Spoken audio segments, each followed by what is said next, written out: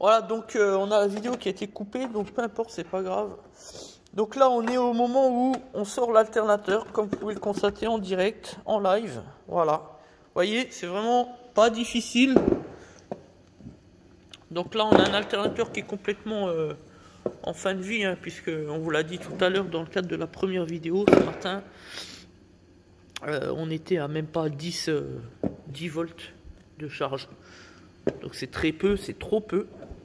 La batterie a besoin de 12,6 et puis en charge continue on a besoin entre, je dirais, 13, allez, 13,2 et 14, ça dépend les véhicules.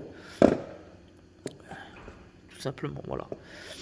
Donc maintenant ce qu'on va faire, ben, on va remplacer l'alternateur par un neuf, évidemment. Donc voilà la bête. C'est beau. C'est beau, c'est propre, c'est neuf. Donc voilà.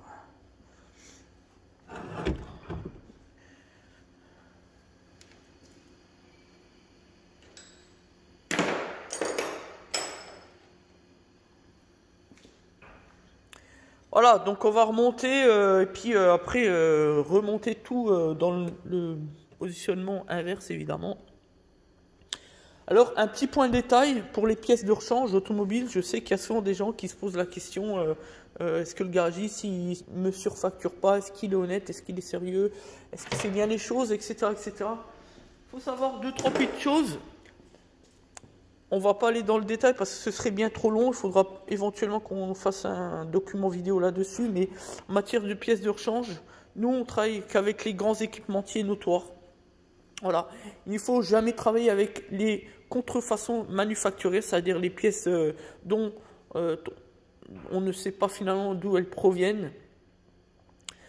Tout ce qui est aussi les pièces de sous-marque. Et même chez les grands équipementiers, il faut faire très attention. Pourquoi? Simplement, la question c'est de savoir où est-ce que vous achetez la pièce.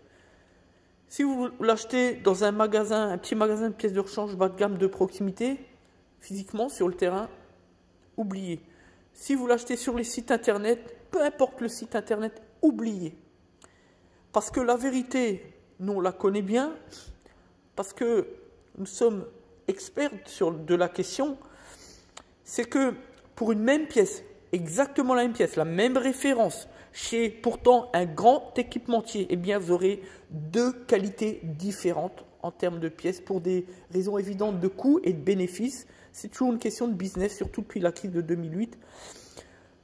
La différence, elle se joue, eh bien, c'est de savoir où est-ce que l'équipementier va transmettre sa pièce. À quel organe est-elle destinée? Est-ce qu'elle est destinée à un organe haut de gamme, comme par exemple un concessionnaire, constructeur de la marque, comme par exemple chez Peugeot, chez Citroën, chez Ford, etc. etc. Là, vous allez avoir une pièce de très haute qualité de l'équipementier. Pourquoi? Parce qu'il y a un cahier des charges à respecter, etc., que les constructeurs ne plaisantent pas avec cela.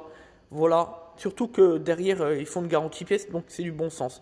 Par contre, quand on va récupérer cette même pièce, exactement la même, avec la même référence, auprès d'une centrale d'achat, d'un fournisseur, quel qu'il soit, les magasins de pièces de rechange, par exemple physiques, ou les sites internet, on ne citera pas les noms ici, il y en a tellement. Et bien là, vous allez avoir moins de qualité. Pourquoi? Parce qu'il n'y a aucune obligation de respecter de cahier des charges, puisqu'elle est souvent à destination des particuliers pour ce qui concerne les sites internet ou de centres auto dont ils n'en ont absolument rien à faire de la qualité, etc., etc. Leur objectif, comme pour d'ailleurs les équipementiers notoires, ce sont de vendre, vendre et encore vendre, faire du fric, du bénéfice, du business comme on l'appelle dans le jargon. Voilà. Voilà pourquoi nous on le dit souvent. Vous voulez acheter une pièce qui est sensible, comme les petites pièces électroniques, par exemple comme un capteur pression carburant, un capteur pression différentiel d'échappement pour le FAP, des pièces comme d'usure, comme les plaquettes de frein, tout ça, les disques du frein, surtout les disques de frein, n'achetez jamais sur un site internet, mais préférez plutôt une pièce d'origine, c'est-à-dire, parce qu'on le sait aujourd'hui, depuis 2002, la valeur pièce d'origine ne vaut absolument plus rien. en termes de qualité en tout cas. Mais achetez votre pièce de préférence chez le concessionnaire. Alors vous allez me dire, ah oui, c'est beaucoup plus cher. Bah oui, oui, mais c'est qu'il y a peut-être une raison. Et ce n'est pas beaucoup plus cher. En réalité, les gens, les consommateurs sont trompés par le système. La vraie réalité, c'est quoi? C'est qu'en réalité, ce sont les sites internet, ce sont là où vous allez acheter la pièce beaucoup moins chère. C'est parce qu'il y a une raison, c'est parce que la pièce a fait l'objet d'une remise. Ce n'est pas le vrai prix. Après, évidemment, ça arrange les consommateurs de croire que le vrai prix, bah, c'est le prix le moins cher. Et que par conséquent, les concessionnaires, les enseignes de grandes marques, eux, bah, c'est des voleurs, voilà, qui sont des voleurs et des charlatans. Tout ça, ça arrange évidemment le consommateur de penser cela. La vérité, c'est que le concessionnaire, l'enseigne de marque, n'a absolument aucune raison de faire des remises. Pourquoi faire une remise? Pourquoi toujours être dans la négociation, etc. C'est devenu la nouvelle mode. Mais ça ne doit pas exister. Ça, à un moment donné, le prix, c'est le prix. Le concessionnaire donne un tarif, on s'y tient, fin de l'histoire. Ensuite, si on veut prendre le risque d'acheter des pièces sur les sites internet à moindre prix, mais aussi à moindre qualité, c'est souvent et surtout, et nous, c'est notre position de toute manière là-dessus, surtout pour que les particuliers puissent faire eux-mêmes leur intervention. Mais il est strictement hors de question d'accepter de la pièce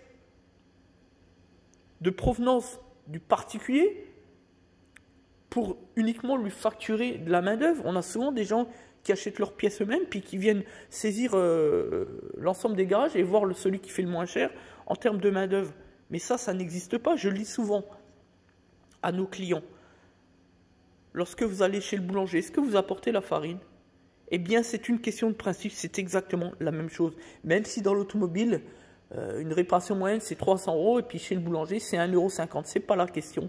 La question, c'est une question de principe. On respecte le principe. On respecte son prestataire. Si on n'a pas confiance, eh bien, dans ce cas-là, on fait soi-même ses réparations. Mais on ne vient pas voir le garagiste, tout simplement. Merci à tous pour cette petite démonstration. C'était donc Desauto Transact, Talange Réseau plus que pro pour la défense du consommateur.